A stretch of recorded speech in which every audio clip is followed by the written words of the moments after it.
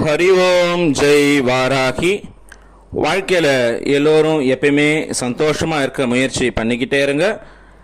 அன்னையினுடைய அருளால் எல்லோரும் எப்பயுமே சந்தோஷமாகவே இருக்கலாம்.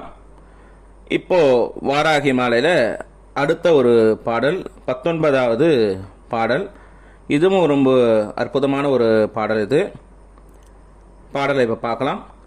பாடக சீரடி பஞ்சமி அன்பர் பகைவர் தமை ஓடவிட்டே கை உலக்கை கொண்டு எற்றி உதிரமெல்லாம் கோடகத்து இட்டு வடித்தெடுத்து ஊற்றி குடிக்கும் எங்கள் ஆடக கும்ப இணை கொங்கையால் எங்கள் அம்பிகையே அப்படிங்கிற இந்த பாடல்.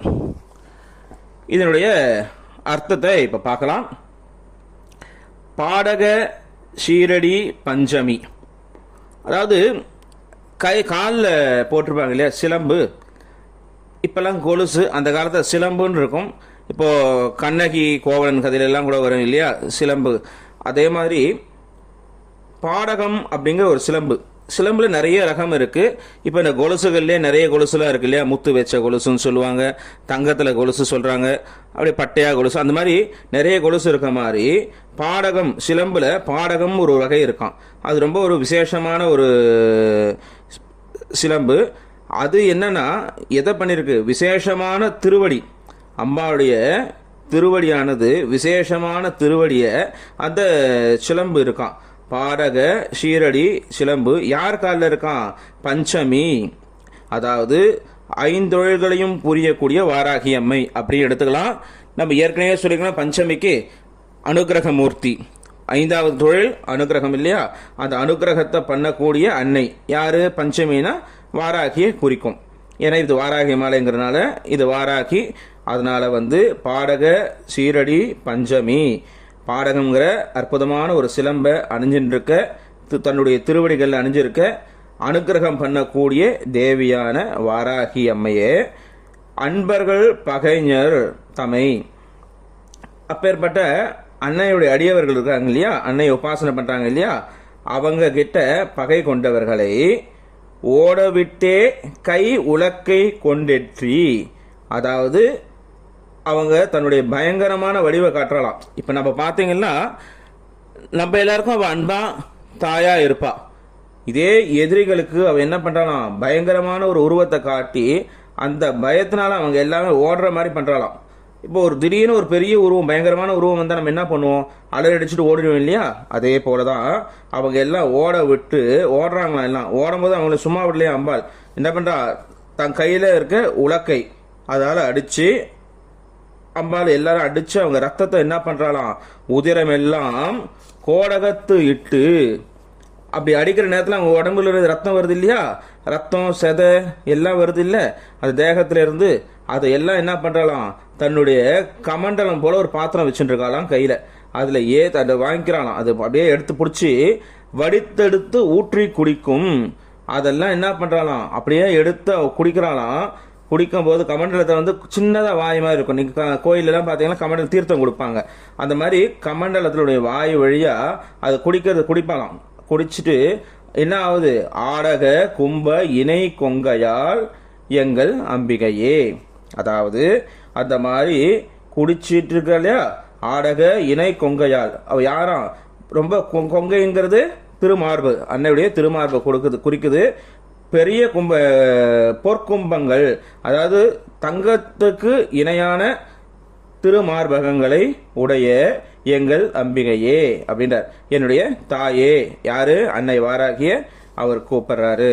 இப்ப பாத்தீங்கன்னா அவங்க என்ன, சின்ன அழகான ஒரு பாடகம், அதாவது சிலம்பு காலில் போட்டு இருக்க அனுகிரகம் பண்ணக்கூடிய அன்னை வாராகி தம்முடைய அடியவர்களை யார் யாரெல்லாம் தூஷிக்கிறாரோ இம்சை பண்றாரோ அவங்க எல்லாருக்கும் பயங்கர உருவோட அம்பாள் தெரிவாளாம். அப்போ நம்மளுக்கு யார் யாரெல்லாம் வாராகி உபாசனை பண்றோமோ அவங்களுடைய எதிரிகளுக்கு அதிபயங்கரமா தெரியக்கூடிய அன்னை நம்மளுக்கு சாந்த ஸ்வரூபினியா இருப்பாளாம். இப்ப பார்த்தோம்னா சிங்கம் புலி இதெல்லாம் பார்க்கறது நம்மளுக்கு பயமா இருக்கும், நம்ம கிட்ட போனா நம்மளுக்கு கடிக்கும். ஆனா அதுங்க குட்டி என்ன பண்ணும், தாய் சிங்கத்து மேலே அந்த குட்டி ஏறி உட்காரும், அதை போட்டு அடிக்கும். ஆனால் தாய் சிங்கம் சிரிச்சுக்கிட்டு இருக்கும். அப்படி விளையாடும், குட்டிக்கிட்ட விளையாடும். ஆனால் நம்ம என்ன பண்ணுவோம், தாய் சிங்கத்தை பார்த்து சிங்கத்தை பார்த்து நம்ம பயப்படுவோம். அதே போலதான் நம்ம கிட்ட எல்லாம் என்ன பண்ணுவாலாம், அன்னை வாராகி அதிபயங்கரமான வாராகி நம்ம கிட்ட எப்படி தாய் சிங்கம் குழந்தை சிங்க கிட்ட குட்டி சிங்கத்துக்கிட்ட எவ்வளவு அன்பா பழகுதோ விளையாடுதோ, அதே போல தன்னுடைய சுபாவம், அதோடைய சிங்கத்துடைய சுபாவம் என்ன, மற்றவங்களை தாக்கக்கூடிய சிங்கமானது தன்னுடைய குட்டிகள் கிட்ட அந்த சுபாவத்தை மறந்து எப்படி இருக்கோ அதே மாதிரிதான் அன்னை என்ன பண்றாளாம், தன்னுடைய அதிபயங்கரமான ரூபம் அதை மறைச்சு நம்மளுக்காக அவனோட தாயா நம்மளோட விளையாடுறாளாம். அந்த மாதிரி அற்புதமான ஒரு பாடல் இது. இந்த பாடலை இன்னொரு இடத்துல நம்ம பார்த்துக்கலாம். பாரக சீரடி அப்படின்னும் போது என்னன்னா, ஏற்கனவே சொல்லியிருக்கோம், திருவடியை குறிக்குது ஒரு பாடல் அப்படின்னா அந்த இடத்துல குரு தத்துவம்.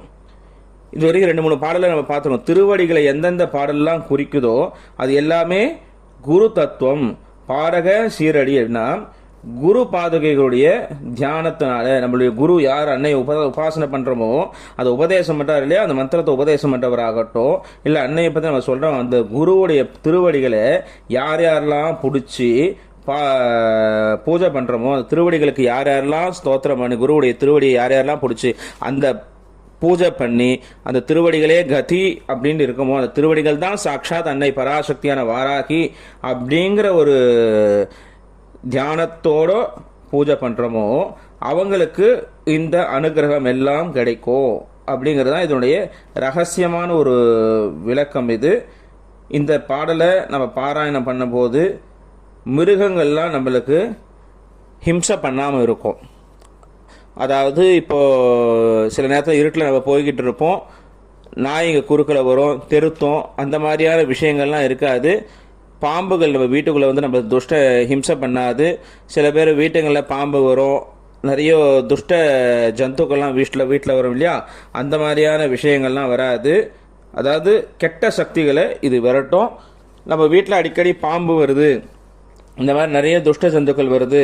சில பேர் விவசாயம் பண்ணுவாங்க, இது விவசாயம் பண்ணுறத நிறைய துஷ்ட ஜந்துக்கள் வந்து விவசாயத்தை பாதிக்குது அப்படின்ற நேரத்தில் இந்த மாதிரியான இந்த பாடலை என்ன பண்ணணும், விபூதியிலையோ இல்லை தீர்த்தத்திலையோ ஒரு 37 முறை இந்த பாடலை ஜபம் பண்ணி அதை தெளிச்சோம்னா அடிக்கடி தெளிச்சுட்டே வரும்போது அந்த துஷ்ட ஜந்துக்களால் நம்மளுக்கு பாதிப்பு வராது அப்படின்னு பெரியவங்க இதோடைய பலஸ்ருதியை சொல்கிறாங்க. அற்புதமான இந்த ஒரு பாடல். அடுத்து இதில் இன்னொரு முக்கியமான பலஸ்ருதினா துஷ்ட பந்தனம், அதாவது தீய சக்திகளை நம்ம கிட்ட அண்ட விடாது. அவ்வளோ அற்புதமான ஒரு பாடல் இது. இதை வந்து நீங்கள் டெய்லியுமே காலையில் எழுந்து முடிஞ்சால் 37 முறை சொல்லுங்கள். முடியாத பட்சத்தில் ஒரு 11 முறையாவது ஒரு டம்ளர் தண்ணியை கையில் வச்சு இதை சொல்லி தண்ணியை குடிச்சிடுங்க. டெய்லியும் காலையில் எழுந்து அம்பாளுங்கிட்ட ஒரு தண்ணி வச்சு தீர்த்தம் வச்சு இதை குடிச்சிட்டு வாங்க. நம்மளுக்கு எந்த ஒரு தீய எதிர்மறை சக்திகளும் நம்மளை அண்டாது. அவ்வளோ அற்புதமான ஒரு பாடல் இந்த பாடல். இதை எல்லாருமே பாராயணம் பண்ணி அன்னை வாராகியினுடைய பரிபூர்ண கிருபா கடாட்சத்தை வாங்கிக்கிறோன்னுட்டு கேட்டுக்கிறேன். அடுத்த பதிவில் அடுத்த ஒரு பாடல் பார்க்கலாம். அதுவும் ஒரு அற்புதமான ஒரு பாடல், தாமக்குழையும் அப்படின்னு ஆரம்பிக்கும். ரொம்ப அற்புதமான அந்த பாடலை அடுத்த பதிவில் நம்ம பார்க்கலாம். வாழ்க்கையில் எல்லோரும் அன்னையுடைய பரிபூர்ண கிருபா கடாட்சத்தை வாங்கிக்கங்க. ஹரி ஓம் ஜெய் வாராகி, ஹரி ஓம் ஜெய் வாராகி, ஹரி ஓம் ஜெய் வாராகி.